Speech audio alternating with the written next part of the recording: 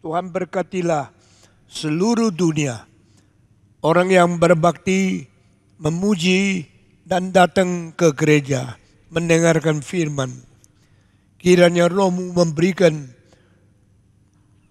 berkat dan pengertian firman kepada umat manusia yang percaya kabar Tuhan. Pakailah kebaktian ini sebagaimana Tuhan juga memakai dan memberkati kebaktian di lain tempat.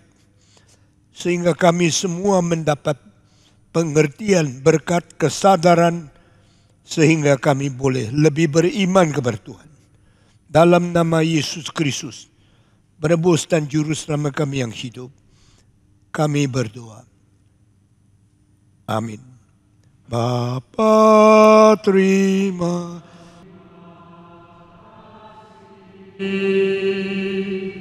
Bapa di dalam surga, puji terima kasih.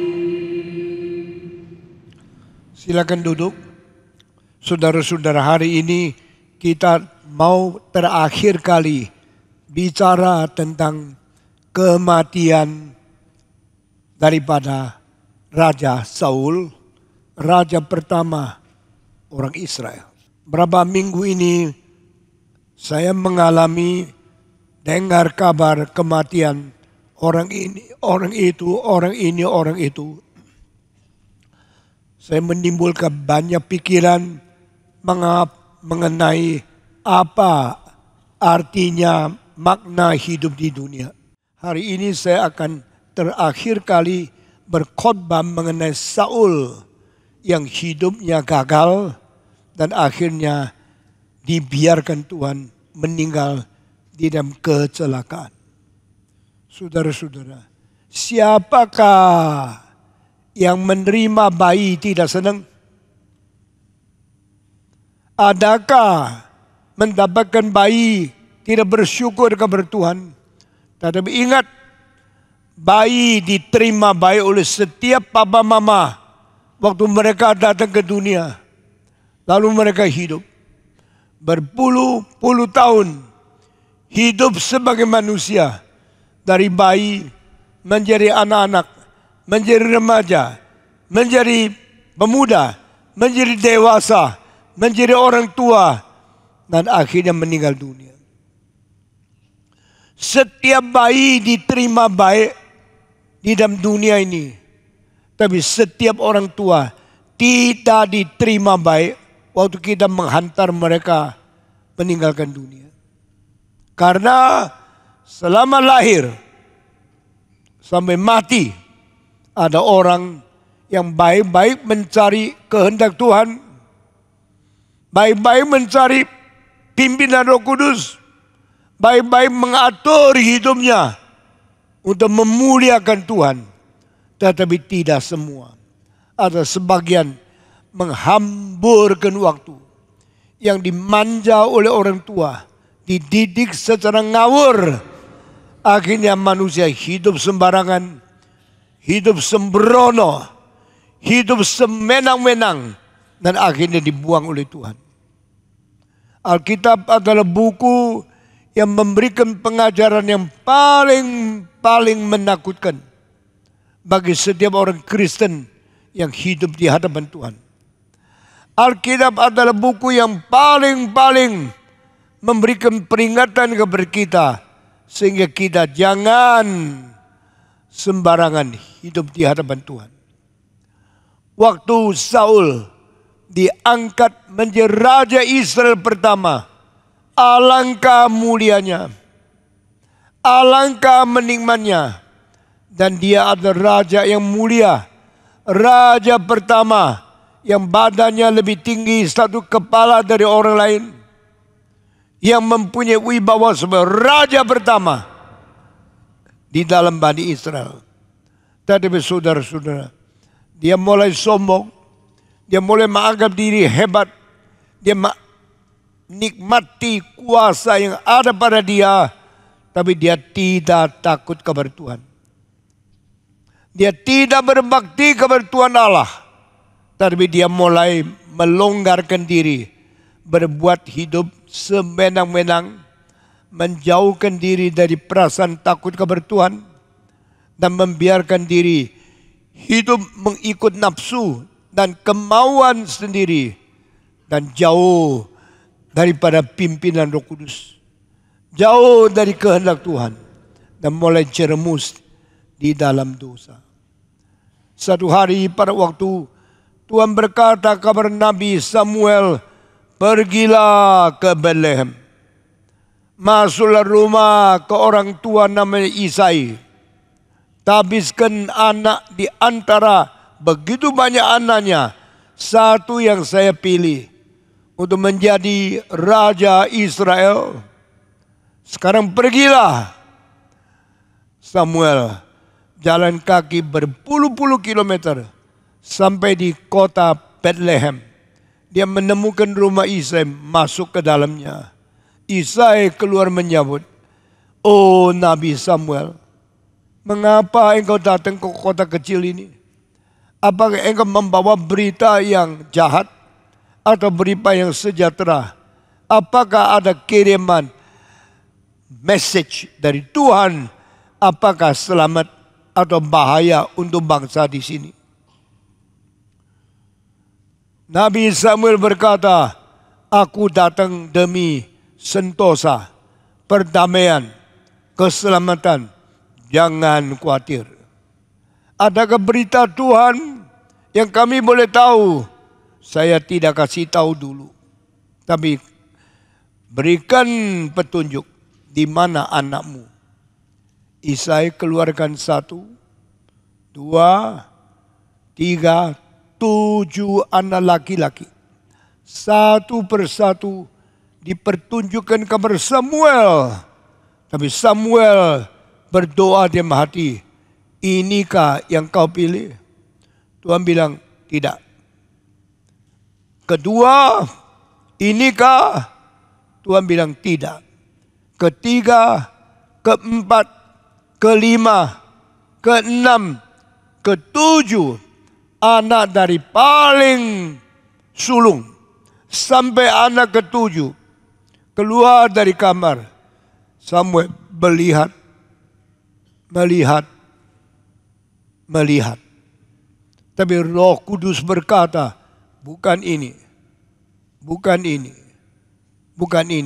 Loh, kenapa begitu ganteng bukannya? Begitu gagah bukannya? Begitu pintar bukannya? Sampai 7 anak lewat, Tuhan berkata, ini semua bukan yang saya mau. Samuel tanya kepada Isai, 7 anak itu semua anak yang kau miliki kah? Masih ada anak yang lain? Isai mengatakan, saya lupa. Masih ada satu yang kecil, tidak termasuk 7 anak lain itu. Coba panggil dia. Saya mau lihat dia. Dia tidak di sini. Dia sedang menggembalakan domba di tempat jauh.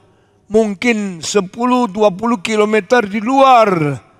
Waktu itu tidak ada mobil, tidak ada kapal terbang, tidak ada sepeda motor.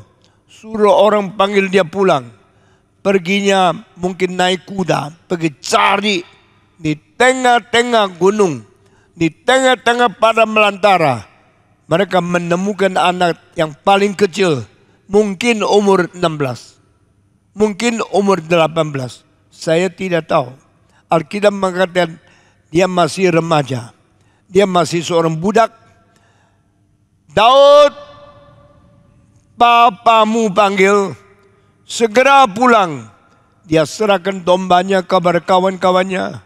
Dia langsung pulang dengan orang yang panggil dia. Berapa lama saya tidak tahu. Mungkin 2 jam baru sampai, mungkin 3 jam baru sampai. Tapi Nabi Samuel yang sudah tua, sabar, tunggu sampai sore. Sesudah Daud masuk rumah, Tuhan berkata, inilah anak yang saya mau pakai menjadi Raja Israel. Tuhan pakai anak remaja. Tuhan pakai anak muda. Kenapa yang besar-besar, yang berpengalaman, yang gagah, yang pinter, yang ganteng, yang besar. Tuhan bilang bukan, tetapi anak ini. Tuhan berkata, Samuel, tabiskan dia, lantikan dia jadi raja Israel. Samuel taat. Samuel berkata, Tuhan, kehendakmu yang jadi. Dia mulai mengeluarkan minyak urapan. Dia mulai mengulurkan tangan Nabi. Diurapi dengan tumpang tangan. Dan Samuel berkata, demikian firman Tuhan, aku mengurapi engkau menjadi raja Israel pada waktu engkau dewasa. Berarti waktu itu belum. Saya tidak tahu ya. Daud mesti tunggu berapa lama. Waktu dilantik masih remaja. Waktu jadi raja mesti umur 30. Jadi dia tunggu 17 tahun. Demikian banyak orang sekolah teologi di sini. Jangan cepat-cepat berambisi jadi pemimpin.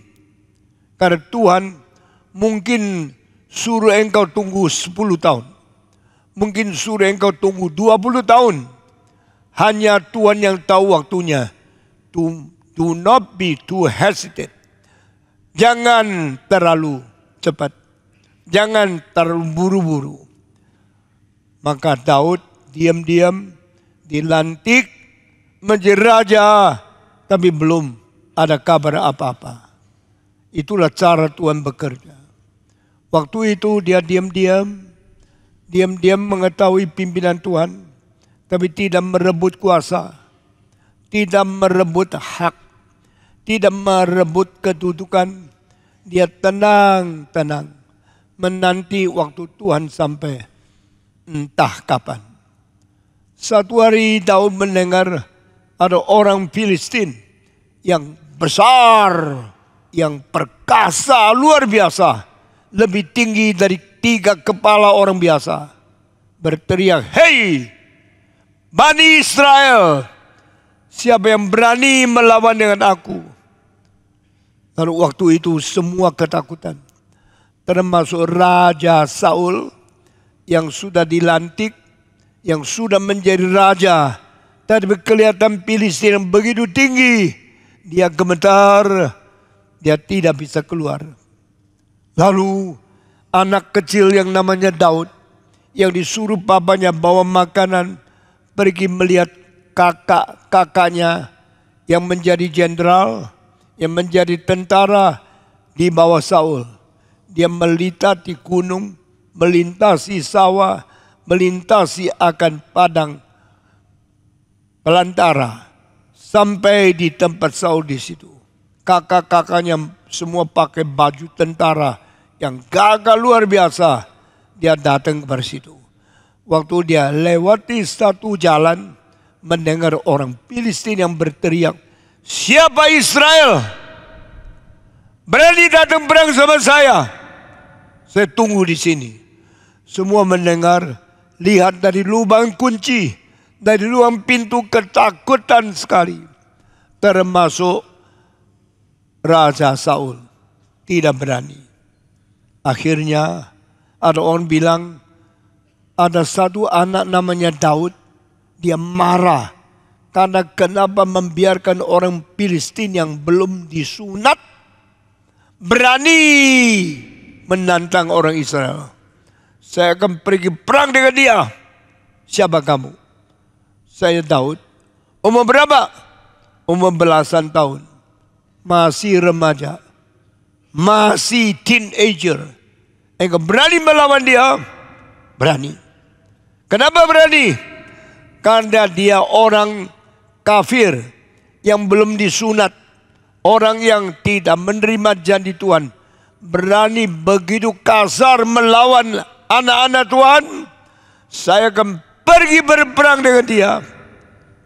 Dilaporkan kepada Raja Saul, ada Daud yang berani. Akhirnya dipanggil. Saul panggil Daud. Siapa kamu?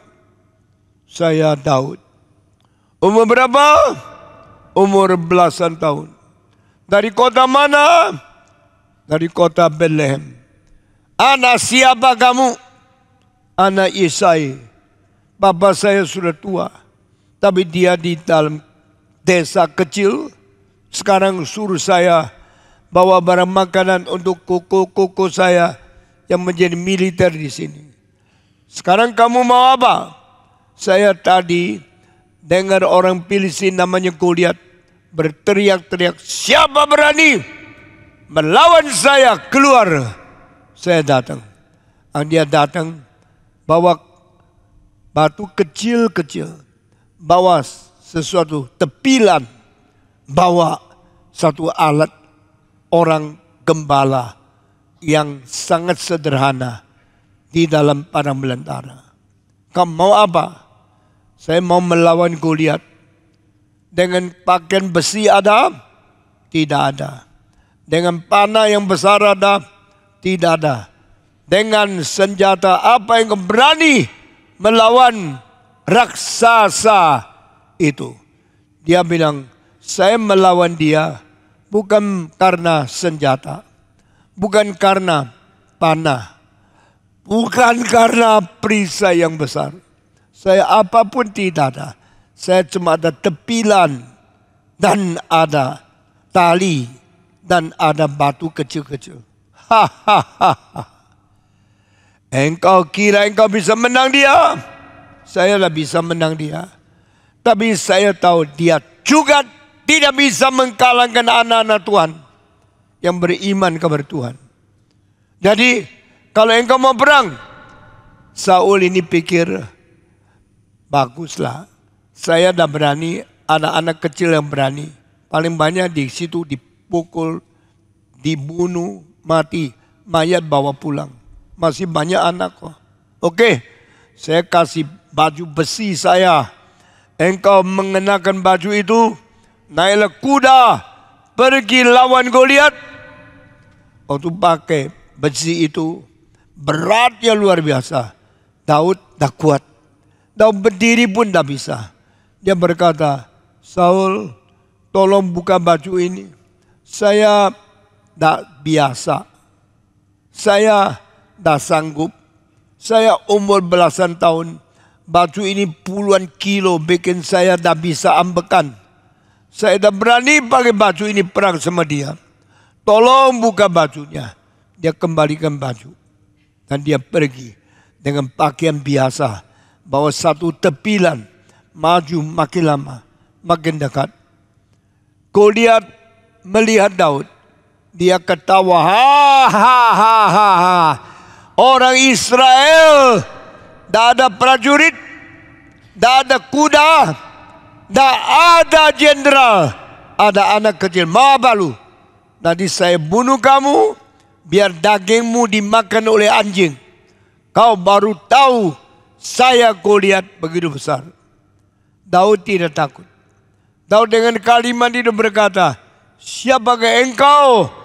Orang kafir yang belum pernah disunat. Engkau berani menantang umat Tuhan? Berani melawan tentara Yehova? Baru dia ngomong, keluarkan tepilnya dan lemparkan batu itu. Langsung terbang ke dalam tempat lubang di tengah-tengah dua tulang yang Tuhan cipta di sini. Masuk. Batu itu putar-putar di dalam otaknya Goliat. Otak itu bukan kepala kopior. Menjadi seperti kelapa kopior. Hancur semua. Dia puing. Dia tidak bisa berdiri. Jatuh. Lalu mati. Setelah mati, dia pakai pisau besar daripada Goliat. Potong kepala Goliat, pegang rambutnya, bawa kepala yang terus tetes darah, pulang kepada Saul. Orang semua ketakutan, sudah melihat itu mereka semua lari. Karena orang besar seperti Goliat, yang tingginya mungkin 2 meter lebih. Sekarang begitu gampang mati, dan kepala dipotong, sisa badan yang tidak ada kepala di situ. Daud membawa kepala itu datang menghadapi Saul. Saul senang karena yang dia tidak berani melawan sudah dilawan oleh anak muda yang bikin mati dia. Pahlawan, engkau betul hebat. Pada waktu Daud bawa kepala menuju ke Saul tengah jalan, orang Israel senang sekali. Mereka tak sangka anak remaja ini bisa membunuh musuh dengan begitu berani dan begitu berhasil.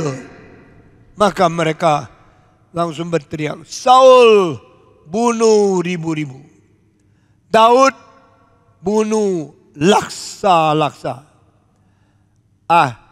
Artinya laksa-laksa puluh-puluh ribu dibunuh oleh Daud karena Daud lebih hebat dari Saul. Setelah mendengar kalimat itu, Saul tidak bisa terima. Saya ribu-ribu, Daud laksa-laksa. Bukankah engkau lebih hebat dari saya? Kalau saya raja, engkau lebih hebat dari saya. Berarti besok pasti kamu yang jadi raja. Saya turun. Saya tidak mau turun. Saya sudah menjadi raja, saya tidak mau turun. Saya tidak mau ada orang lain menjadi raja. Irilah hatinya. Dengar kalimat di bawah ini. Iri hati mulai dari para malaikat yang tidak mau menyembah Yesus Kristus. Iri hati mulai menjadi kejahatan pertama yang menimbulkan pembunuhan, menimbulkan kebencian, menimbulkan menghabisi orang yang dia tidak senang. Ini turun kabar Kain, sehingga Kain membunuh Habel. Turun kabar Saul, Saul ingin membunuh Daud. Turun kepada perjanjian baru. Lihat dari kitab suci, satu persatu. Jikalau mulai iri hati, mulai menjadi benci. Iri menjadi benci, benci menjadi bunuh. Ini menjadi 3 generasi. Barang siapa yang suka iri, dia pasti membenci yang diiri. Barang siapa membenci orang diiri, orang itu pasti membunuhkan pikiran untuk membunuh. Inilah silsilah kejahatan. Saudara-saudara, saya mau tanya, pada waktu Kain membunuh Abel, Kain bertobat tidak? Tidak. Kain diampuni Tuhan tidak? Tidak. Kain diberi kesempatan bertobatan tidak? Tidak. Engkau tahu di dalam kitab suci, dosa pertama yang Tuhan paling benci yaitu iri hati. Jangan kira engkau iri orang lain itu soal kecil. Itu akan menjadi bibit, menjadikan engkau dibuang oleh Tuhan. Barang siapa iri orang lain, dia sendiri akan dibuang oleh Tuhan. Tidak ada ampunnya. Tidak ada kesempatan memberikan engkau pertobatan karena engkau iri. Iri tidak mungkin membiarkan orang hidup bersama dengan dia di bawah kolong langit. Artinya, kalau saya hidup, engkau harus mati. Kalau bukan engkau mati, saya yang mati. Pokoknya saya tidak mau sekolong langit dengan kamu. Setan memberikan benih kebencian, iri hati yang akibatnya akan menuju ke pembunuhan di dalam hatimu. Saudara-saudara, jangan kira iri hati itu soal kecil. Itu semacam kejahatan yang tidak ada tolongnya. Saya tidak melihat Allah memberikan kesempatan orang iri bertobat. Saya tidak pernah melihat Allah memberikan kesempatan orang iri bisa bertobat. Saya cuma lihat Tuhan biar orang iri itu sampai mati, tidak bertobat.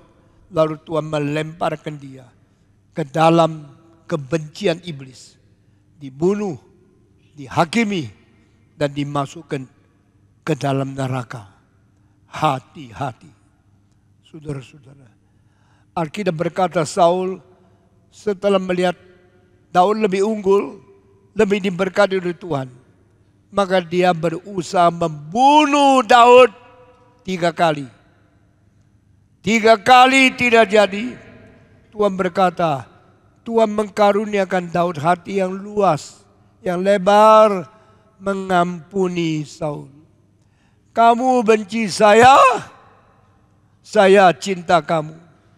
Kamu mau membunuh saya mengampuni kamu. Inilah besarnya, inilah keagungannya seorang jiwa yang mencintai musuh seperti Daud. 1 kali mengampuni, 2 kali mengampuni, 3 kali mengampuni. Tuhan senang dengan sifat Daud yang tidak membalas dendam, tidak membalas dengan kebencian, tidak membalas dengan kejahatan. Engkau benci saya cinta kamu. Engkau mau membunuh saya mengampuni kamu. Engkau mau memusnahkan saya membiarkan engkau boleh hidup terus. Tuhan sangat tidak senang orang yang iri hati. Tuhan sangat benci orang yang ingin membunuh. Tuhan sangat suka kepada orang yang mengampuni. Saul tidak mencintai Daud. Daud mencintai Saul. Saul membenci Daud. Daud mencintai Saul. Saul mau membunuh Daud. Daud mau mengampuni dosa dia. Dengan demikian Tuhan lihat di bumi ada anak dia yang penuh cinta kasih, yang tidak balas dendam, yang mau mengampuni orang. Tuhan jatuh belas kasihan kepada Daud. Di dalam kitab suci berkali-kali bilang, rumah Saul makin suram, rumah Daud makin subur.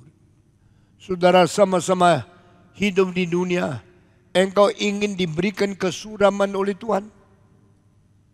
Engkau ingin dibuang oleh Tuhan? Atau engkau ingin diberkati oleh Tuhan? Anak-anakmu diberi kesuburan. Hari depan mereka diberikan anugerah, diberikan belas kasihan, berikan kemakmuran. Inilah kitab suci. Barang siapa membenci orang lain, orang itu akan dikelilingi dengan kebencian, kesuraman, dan kemusnahan.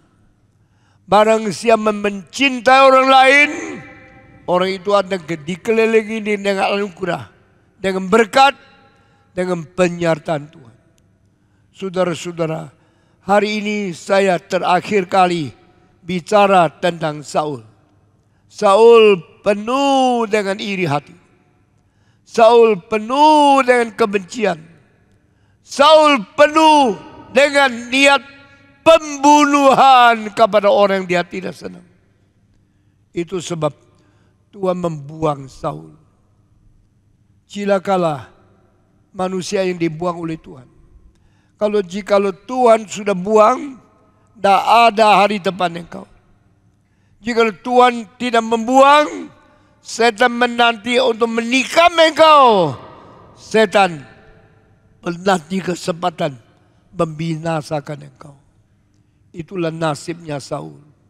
Saudara-saudara, berkali-kali dia diampuni oleh Daud, tapi dia tidak sadar. Berkali-kali dia tahu dia salah, tetapi dia bertobat. Berkali-kali dia mempunyai kesempatan boleh bertobat kembali kepada Tuhan. Dia tidak mau bertobat. Itulah sebab hari terakhir Tuhan tidak bicara sama dia. Tuhan tidak kirim nabi kepada dia. Tuhan tidak menunjukkan melalui Urim dan Tumim. Sehingga dia sama sekali tidak tahu apa maksud Tuhan kalau dia masih hidup. Maka dia pergi cari dukun. Dengan kalimat di bawah ini. Kenapa anak Tuhan akhirnya mesti bukan mencari Tuhan tapi cari dukun? Kenapa anak Tuhan akhirnya pergi mencari setan? Karena Tuhan tidak mau bicara sama dia. Jangan engkau pada akhir tuamu, umur tuamu, engkau pergi ke dukun, engkau pergi setan. Karena Tuhan sudah tidak mau bersekutu dengan kamu, berbicara dengan kamu, mengirim nabi tegur kamu. Jikalau hari ini masih ada hamba Tuhan bicara firman Tuhan kepada kamu, engkau masih bisa dengar firman Tuhan melalui hamba-hamba Tuhan. Jangan tunda. Jangan malas. Jangan engkau menolak pekerjaan Tuhan. Saul sudah kang buntu. Saul sudah tidak ada kesempatan dengar firman Tuhan, mengetahui suara nabi, mengetahui petunjuk Tuhan.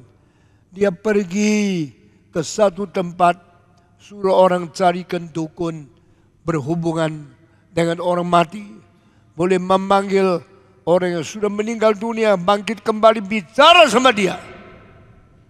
Tapi dia tidak berani kasih tahu kalau dia Saul.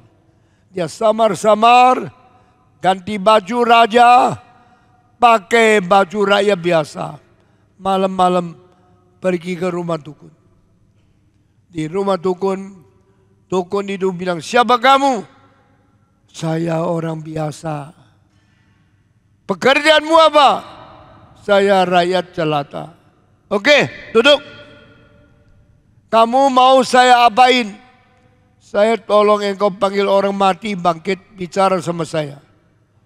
Orang mati yang mana? Kau ingin saya panggil untuk bicara sama kamu? Saya ingin berbicara dengan arwah Samuel, nabi dari Tuhan Allah. Hah? Tidak boleh itu.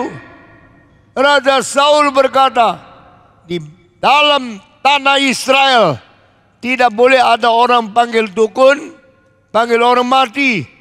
Kalau orang tahu saya panggil orang mati, dilaporkan kepada Raja Saul, saya akan dibunuh. Saya tidak mau. Saya janji dengan sumpah, kamu tidak akan mendapatkan kecelakaan. Saya janji. Sekarang panggillah arwah. Baru dukun itu tenang hati karena mendapat janji tidak akan dibunuh. Engkau mau bicara sama arwahnya siapa? Engkau mau ketemu dengan orang mati yang namanya siapa? Bolehkah saya minta bicara sama arwah Samuel, nabi dari Tuhan? Dukun itu tidak bisa ngomong apa-apa. Dia coba pakai cara teknik yang dukun. Mendadak ada satu arwah muncul seperti ilah dari bawah tanah muncul ke atas. Dia kaget setengah mati. Di dalam kalimat ini membuktikan yang dipanggil bukan di bawah kuasanya dia. Yang muncul itu adalah bersifat ilahi sehingga dia ketakutan. Dia gemetar karena dia tidak tahu arwah siapa yang naik ke atas. Itulah sungguh-sungguh orang mati yang namanya Samuel sekarang dibangkitkan kembali. Bukan karena kuasa dia hebat. Bukan karena dia berhak memanggil Samuel. Tapi Tuhan mengizinkan arwah Samuel muncul sehingga dia takut gemetar dan lutut di situ. Samuel berkata, kenapa ganggu saya? Saya sudah mati, kenapa panggil saya? Sekarang datang ke bumi bicara sama orang ini. Dukun itu ketakutan. Dia rebah di hadapan Tuhan. Dan saat ini Saul bilang, saya maafkan harus mengganggu Anda. Saya harus memanggil Anda keluar ke bumi ini. Karena saya minta kehendak Tuhan tidak diterima. Saya cari muka Tuhan, dia tidak mau menunjukkan. Saya mau kehendak Tuhan, tidak bisa tahu dari Urim dan Tumim. Saya harap dengar suara Nabi. Tak ada Nabi yang datang kepada saya. Itu sebab Samuel, ampuni saya memanggil engkau. Engkau panggil saya mau apa? Saya mau tahu hari depan saya bagaimana. Maka Samuel sekarang berbicara dengan kuasa Tuhan. Aku berbicara kepada kamu.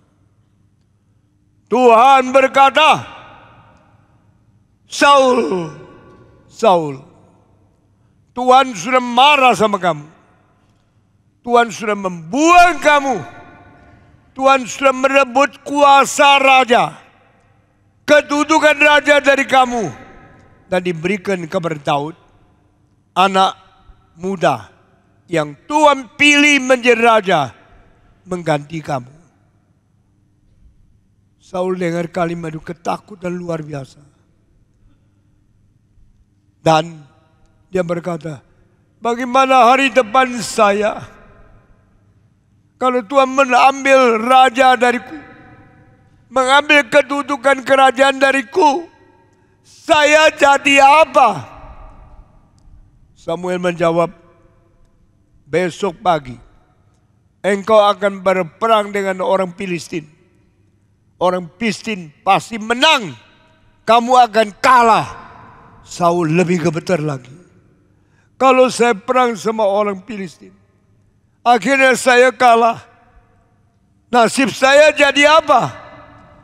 Samuel berkata, kau akan dibunuh. Bukan saja kau dibunuh. Ketiga anakmu satu persatu juga akan dibunuh. Termasuk anakmu yang paling baik, namanya Yonatan. Besok juga akan mati. Saul lebih takut. Saul mendengarkan semua kalimat dari Samuel itu. Dia gemetar. Dia tahu sudah tidak ada hari depan. Tidak ada lagi berkat Tuhan. Tidak ada lagi kemenangan dia. Tidak ada lagi kemungkinan dia mengalahkan Filistin. Dia menjadi suram. Dia menjadi kecewa. Dia putus asa. Dan dia berkata, kalau begitu, sudahlah, biar saya pulang. Dia sudah ketemu Samuel.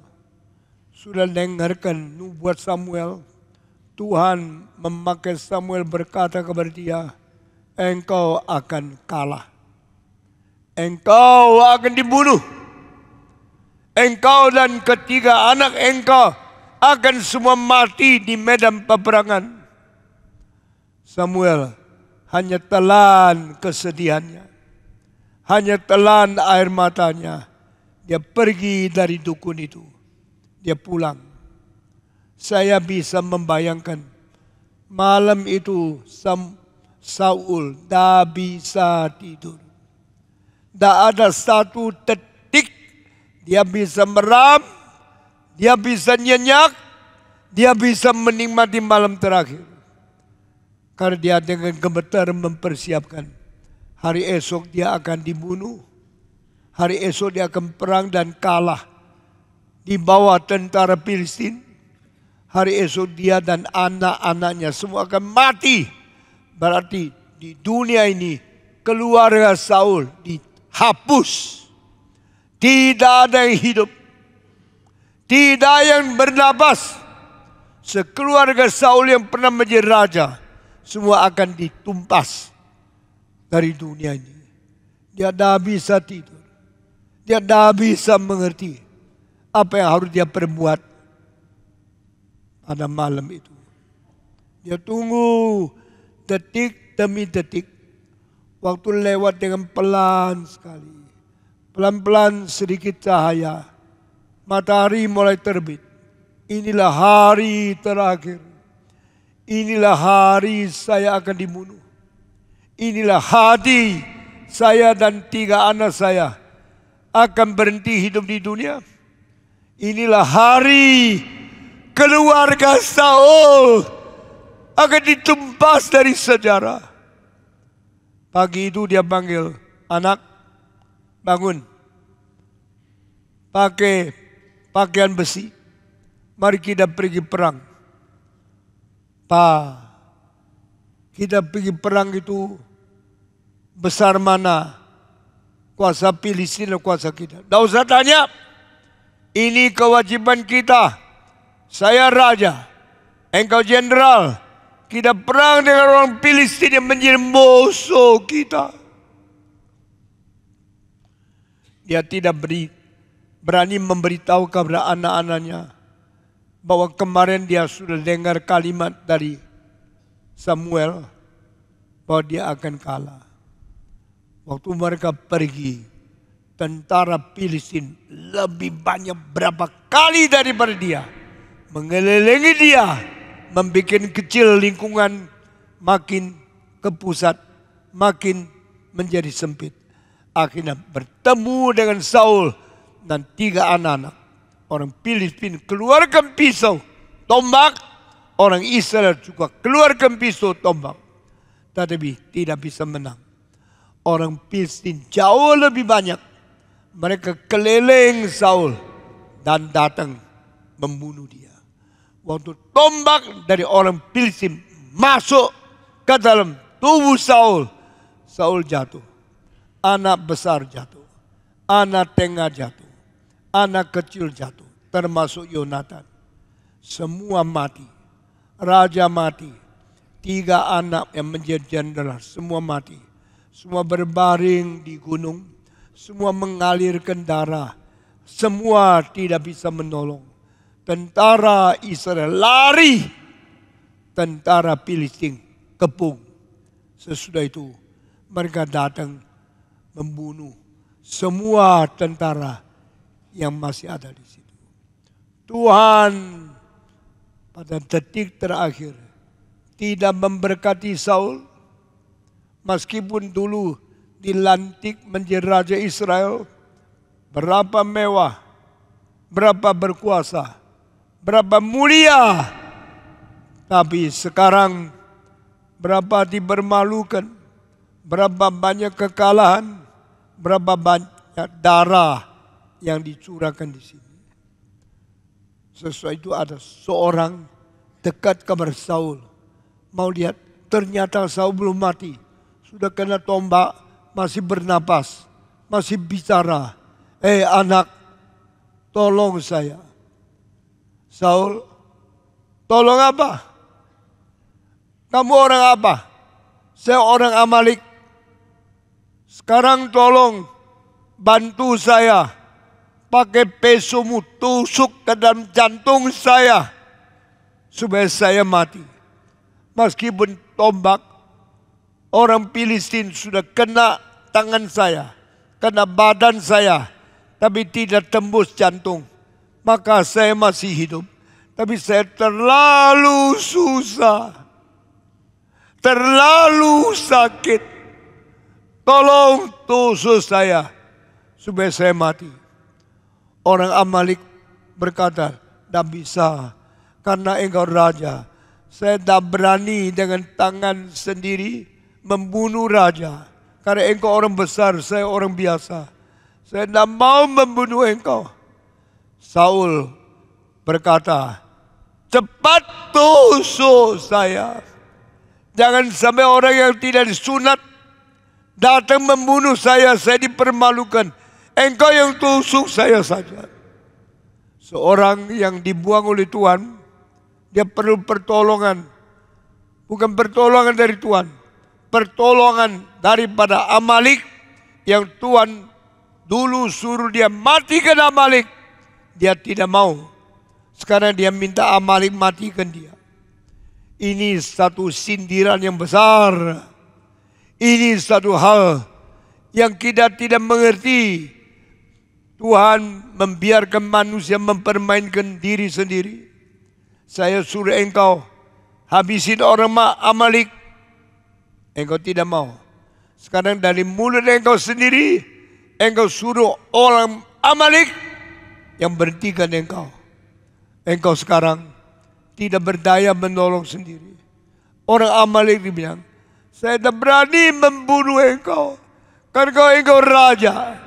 Saya mana boleh dengan tangan saya membunuh raja. Saul tahu terlalu sakit. Dan tidak ada orang menolong dia. Dia jatuhkan badannya ke dalam pisau yang tajam. Akhirnya dia sendiri merebah supaya pisau tajam membunuh dia. Dan alirlah darah di sekitar tanah gunung itu. Terakhir Saul mati. Setelah Saul mati, dia melepaskan napas terakhir. Rebah. Tumpah darah di situ. Orang Filistin rame-rame datang kepada dia. Bawa pisaunya. Potong kepala Saul seperti Goliat dulu dipotong kepala oleh Daud. Mereka ambil tubuhnya dengan kuda dibawa ke kota-kota orang Filistin. Lalu dipaku di atas tembok. Kepalanya digantung di tempat tembok orang kafir. Semua Filistin tepuk tangan.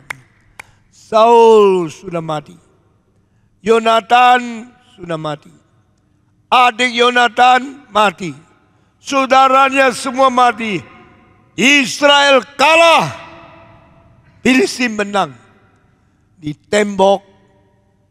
Di kota kafir.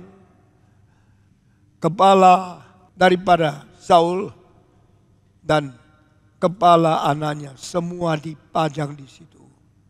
Saudara-saudara, hari itu hari belasungkawa, hari kesedihan, hari terkutuk orang Israel. Semua orang Palestina ketawa berteriak-teriak, kita menang. Orang Israel dipermalukan. Raja Israel digantung, badannya, kepalanya ditunjukkan kepada orang-orang Palestina bahwa Israel Tuhannya tidak menolong. Israel Tuhannya kalah. Israel dikalahkan oleh orang Palestina. Saudara-saudara, saya berapa minggu ini melihat orang meninggal. Saya melihat ada orang meninggal dipermalukan. Ada orang meninggal memuliakan Tuhan. Apakah 2 tahun lagi giliran saya? Saya tidak tahu. Tapi saya tahu hidup ada satu kali mati. Waktu engkau mati, engkau memuliakan Tuhan. Atau waktu engkau mati, engkau mempermalukan Tuhan. Tergantung hidupmu menjalankan kehendak Tuhan tidak. Hidupmu berbakti kepada masyarakat tidak. Hidupmu sungguh-sungguh minta roh Tuhan memimpin atau tidak. Saudara-saudara, kita pasti satu kali mati. Kita pasti tidak hidup selama-lamanya. Badan kita dibentuk dari daging dan darah. Ini akan mortal. Ini akan rusak. Ini ada badan yang bisa busuk. Kecuali engkau terima Tuhan. Terima peranakan pula. Diberi hidup baru oleh Tuhan. Dan engkau kalau sudah meninggal dunia. Engkau akan pergi berjumpa dengan Allahmu yang memberikan hidup baru kepada kamu. Kiranya Tuhan memberkati kita. Menjadikan kita orang Kristen yang benar-benar menjalankan kehendak Tuhan, benar-benar setia melayani Tuhan sampai kita berjumpa kabar Tuhan. Amin. Tuhan memberkati kita. Selain sesudah selesai bicarakan Saul, saya akan meneruskan bagaimana hidupnya Daud yang dipanggil Tuhan, setia menjadi anak Tuhan, menjadi hamba Tuhan, menjadi pelayanan Tuhan, melayani Tuhan sampai dia mati. Minggu depan dan seterusnya firman Tuhan akan diberikan kepada kita masing-masing. Kiranya Tuhan bekerja dalam hati kita. Mari kita tunduk kepala, kita masuk di dalam doa. Saya minta pendeta naik ke atas, memimpin kebaktian ini, seterusnya berdoa di hadapan Tuhan. Mari kita tunduk kepala, kita masuk di dalam doa. Bapa dalam surga, kami bersyukur untuk peringatan yang Tuhan sudah berikan kepada kami. Kami belajar dari kehidupan Saul yang merebut kemuliaan-Mu dengan iri hati. Kami berdoa hari ini, kami menyadari bahwa iri adalah ingin menggantikan peran Tuhan, dan bahkan itu sebabnya mereka yang iri seringkali tidak sempat bertobat karena mereka tidak menyadari mereka merasa layak, merasa berhak, sedang bermain menjadi Tuhan. Dan akhirnya karena iri hati, Saul harus mengalami kengerian yang menakutkan. Tuhan, tolong kami belajar menerima ketetapan Tuhan, belajar mengakui kedaulatan-Mu, dan berpuas dengan apa yang Tuhan berikan pada kami. Bahkan bisa bersyukur jikalau Tuhan juga mau memberkati yang lain. Terima kasih untuk peringatan Tuhan pada hari ini. Dalam nama Tuhan Yesus Kristus kami berdoa. Amin.